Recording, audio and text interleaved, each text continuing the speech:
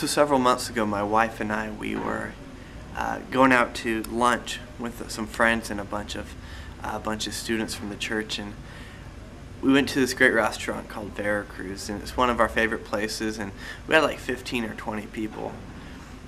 But whenever you're in a big group like that, the check's always just this concern of, you know, some people may not have money, but you want them to be involved, and so you offer to pay for them, and then you have people who just at the last minute they don't have enough money, so getting the check is always this kind of like, are we going to have enough?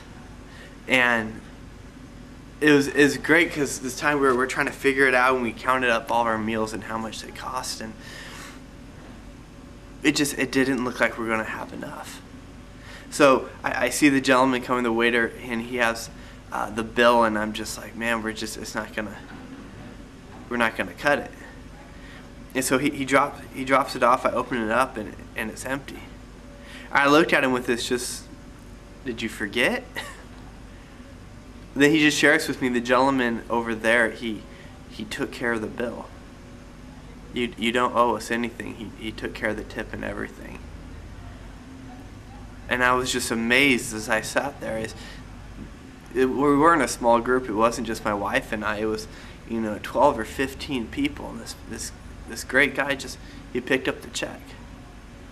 And I think at that point I had a choice, and I could have easily said, well, I'm offended, I have to pay the bill.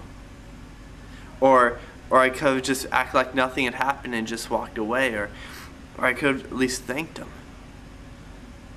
And because the reality is that someone paid for a bill, and I could ignore that, or I can embrace it and thank this great guy who just had a heart for people and just loved kids, and just he took care of us.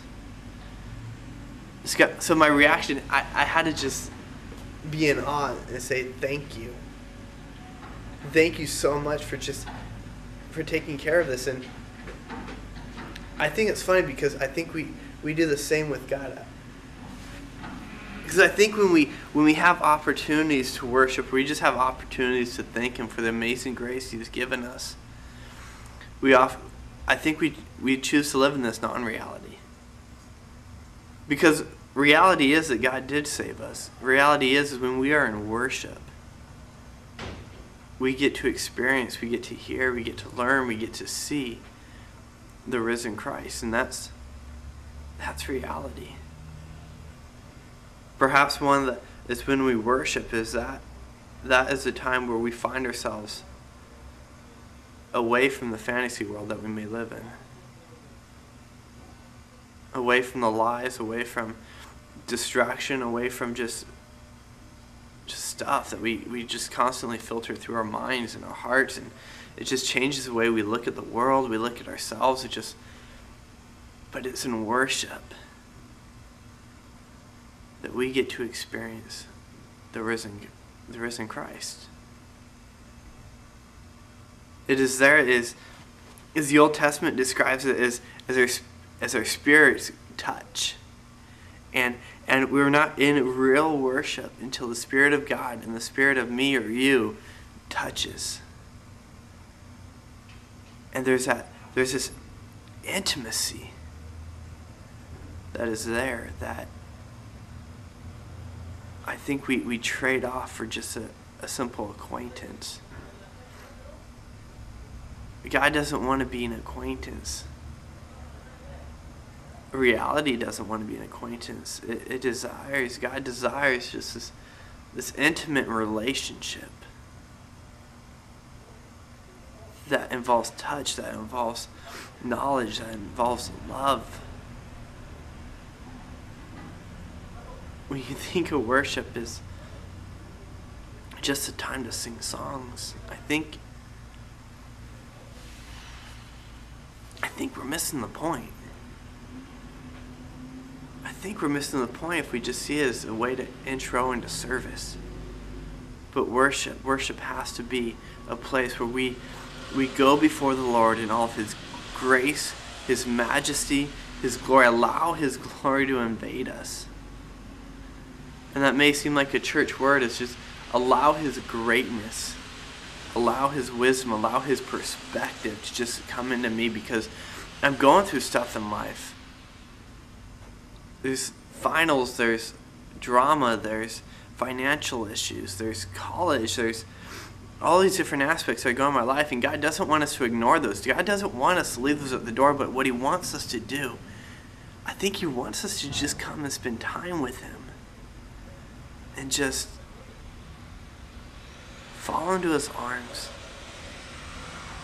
and He'll give us a perspective that I think of His own. I think a perspective that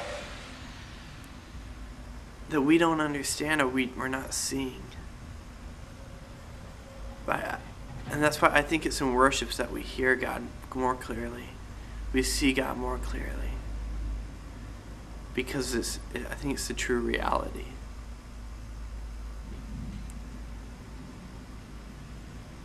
And it's just, I want to be a part of that. I think we should expect things from God. I think inward healing and outward healing should just be a part of worship. It's a rule, not the exception. We should be able to come into church and with our issues and come out saying, wow, God, I didn't see it that way. Thank you. There's a prophet, his name's Isaiah, and God is calling him to serve Him, calling him to rest his life in His arms. And something that Isaiah says, I want that to be a part of who I am. And he simply says, this is, here I am. Take me. Here I am. And take me. And I think oftentimes we feel like we need to serve before we worship. But it's during worship as we find our reasons why we serve, or why we minister, or why we do what we do. Will you allow worship to be that reality? Will you cry out to God when you're frustrated? Will you cry out to God when you're happy? As worship can be praise, and when you're joyous and great things are happening. But there are times that you may not feel like worshiping, and I think God desires that worship the most because it's a sacrifice to us. We don't feel like it. What if we took God up on His offers and said, use me? What if we all just stopped and let God be God, and let us be us, and let Him invade our lives? Imagine the miracles. Imagine the life-transforming events that would happen in our lives and our friends' lives and everyone else's if we just allowed our spirits to touch. I think that's what I want my worship to be. Just a reckless expression outwardly, what I'm feeling inwardly.